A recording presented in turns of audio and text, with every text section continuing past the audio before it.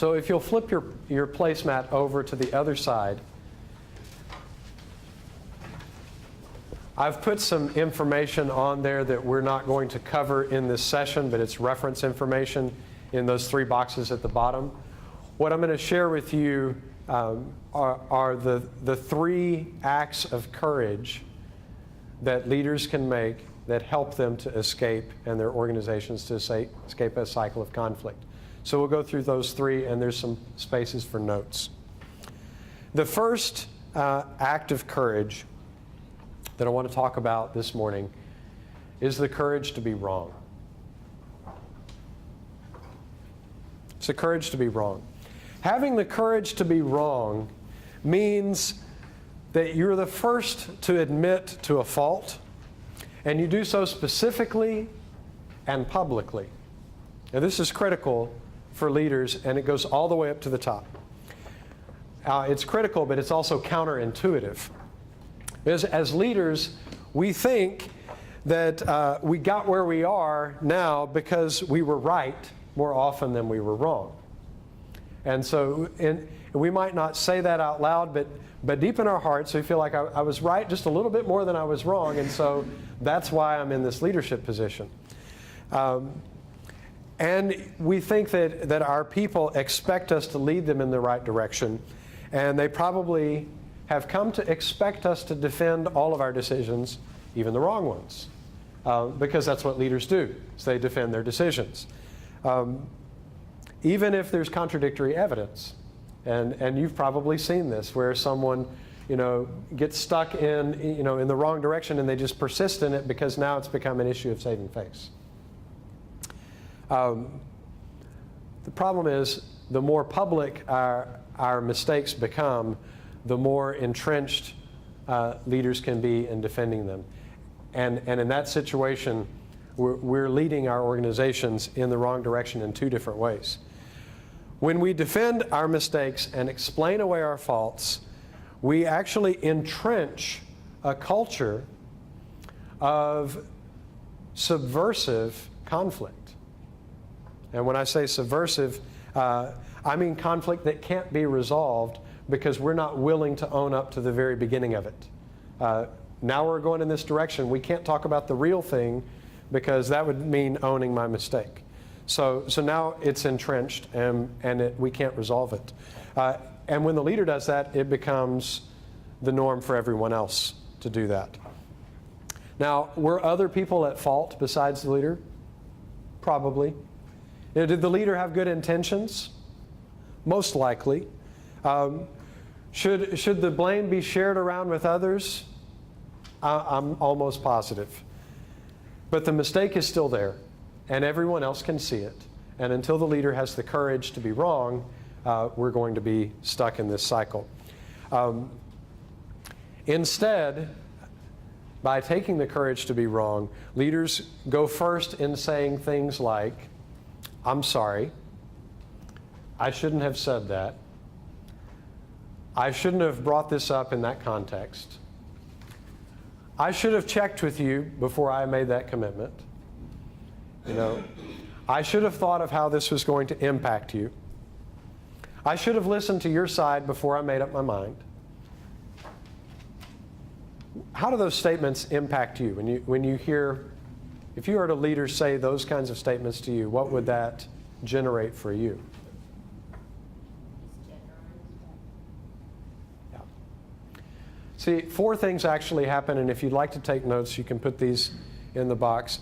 When you have the courage to be wrong, people will actually trust you more, not less, because you were honest and transparent. The second thing that's going to happen is other people will be more likely to admit their own mistakes if the leader can admit his or her mistakes. Now, leaders' behaviors affect culture. We think that leaders' values affect culture, but actually it's leaders' behaviors. If they have a value that's not acted out in their behavior, it's not likely to impact the culture. But when the leader behaves that way, it makes it more likely, doesn't guarantee it, but it makes it more likely that others will follow suit. Third, you will open the possibility. You've removed the roadblock. Now you've opened the possibility for reconciliation and resolution. but the door's closed as long as you can't admit to the mistake. And finally, leaders who have the courage to be wrong gain the credibility to correct and direct others. Now, they may still be correcting and directing without admitting mistakes, but they don't have credibility to do it, because people are thinking in their heads, well, what about what you did last month? And then you want to correct me? So that you actually gain credibility by admitting mistakes. Ironic, but that's the way it is. So, and just remember, we apologize for mistakes, not weaknesses. Now, when you everybody has weaknesses. So saying, well, I'm sorry, I'm a little weak in that area is not a real apology, because everyone else has that. But if you apologize for a mistake, it actually increases your authority and legitimizes your leadership. So let's demonstrate, quick exercise here. Let's demonstrate a little bit of leadership courage right now. So by show of hands. If you raise your hand if you have ever tried to solve a relational problem with a structural solution. Or you had people, well, if I just move this one over here and they don't have to, we got anybody? We've got a few courageous souls. I've done it. Or if you've ever removed an item from an agenda because of a conflict that item was likely to bring up. Let's see if we've got a couple that have ever done that. Yeah, we've got a few. Raise your hand if you've ever listened to both sides and ended up getting both mad at you. Anybody do that? Okay. Okay. Raise your hand if you've ever taken a side and later discovered it was probably the wrong side. Have any of those? Okay, and one more. If you've ever hesitated or failed to discipline someone because it might trigger a bigger conflict. Have any of those? Yeah, ouch. These are common leadership missteps. And when we look around, we see we're not the only ones that have done this. Taking the courage to say, you know what? I didn't handle that the best way. I could have handled that better. Opens the door for getting out of conflict. So the second one that I want to talk about is the courage to be right. Now, taking the second act of courage is easy until you've taken the first. As leaders, we often buy into the belief that our leadership authority is based on always being examples of the right way to do things. We wouldn't say that out loud, but we act as if our authority is diminished every time we make a mistake. But more than that, a leader's confidence can take a hit when you go the wrong direction. As leaders, we can begin to doubt our instincts or doubt our judgment whenever we recognize that we've made a significant goof. So I would say that the hardest time to lead others is right after you've made a significant mistake. And I want to give you an example of that. When I was leading the university in Africa, I confidently predicted enrollment for our first year based on some flawed assumptions. When we missed our numbers, I explained it away and confidently said, well, we're going to hit it again. We'll hit our numbers in the next year. Well, they were still flawed assumptions, and so we didn't hit our numbers the second year. And at that point, I was embarrassed both by the failure to get where we needed to go, and also by the fact that I hadn't learned from my mistake the first time. And at this point, I had to go back to the funding board, ask for more money, develop a new recruiting strategy, and try something that had not been tried before. It was very risky to do, and the consequences for failure were higher. But I knew that this time I had addressed the flawed assumptions and that it was the right strategy. It was still difficult to step into the ring and be right after I had been wrong. Well, it did turn out to be right, and we more than doubled our intake that third time around. But that's tough. That's tough to do, and it takes courage. You can't stop being a leader just because you were wrong. Leaders give direction, share vision, hold people accountable. You're not perfect in any area, even your strengths. But if you hesitate or withdraw from leading when you know that you're right, you create indecision and you leave the field open for all kinds of bad behavior to happen because you're not leading people forward.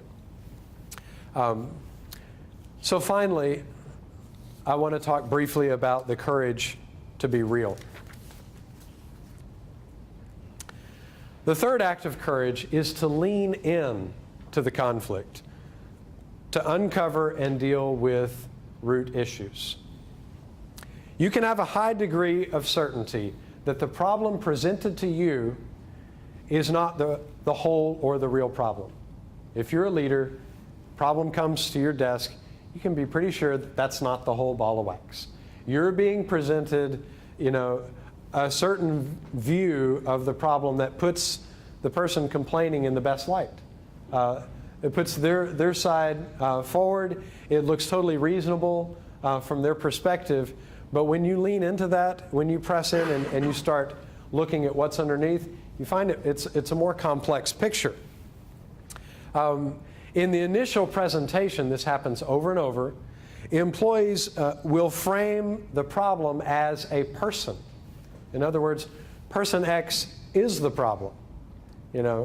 It's their attitude. They're unprofessional. They're unethical. They went outside the lines, and they are the problem.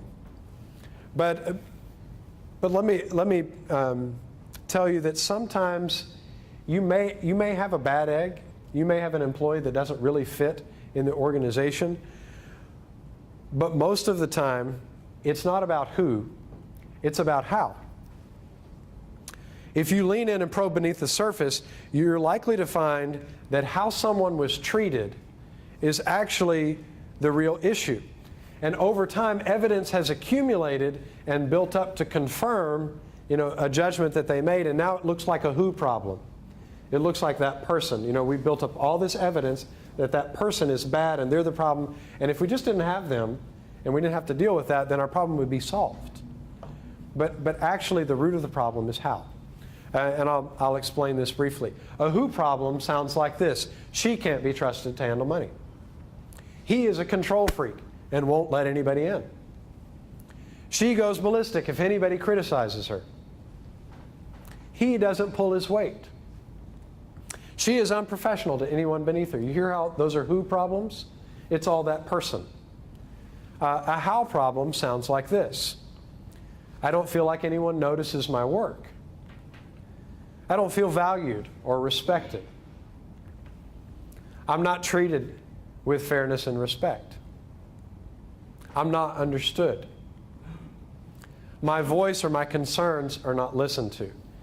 Now, do you hear the difference between who and how?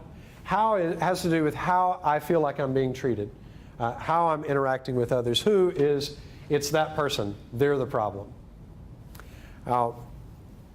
Questions that, the difference, let me tell you the difference between a who problem is not solvable unless that person makes a radical change, which people will be suspicious of, or they exit the organization.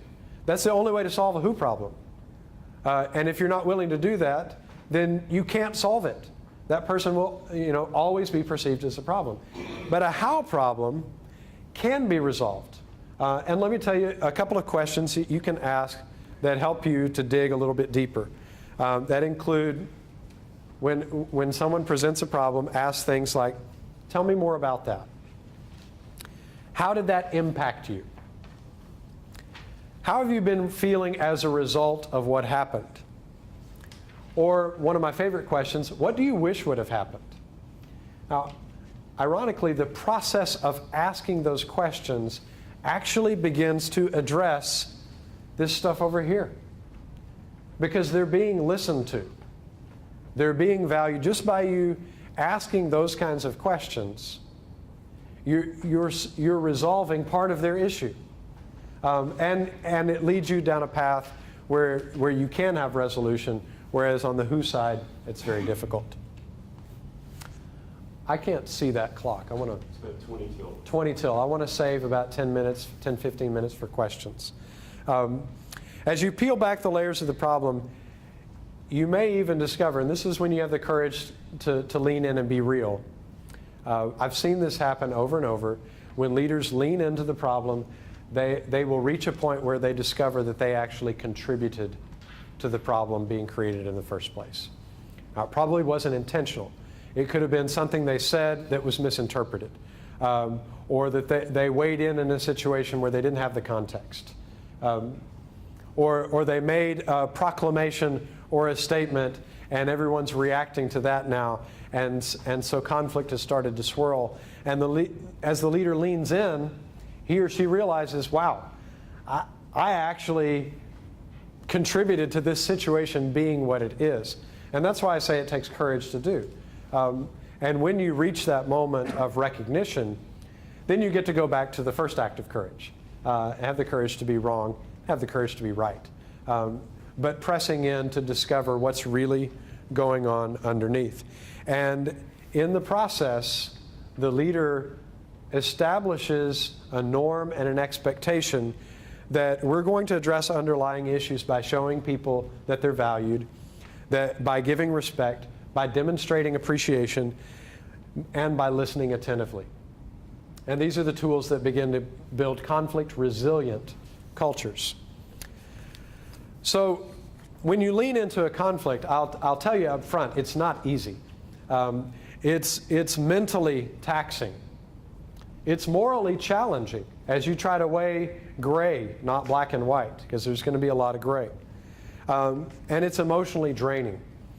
But leading through conflict also requires us to face fears about how we're going to be perceived as leaders.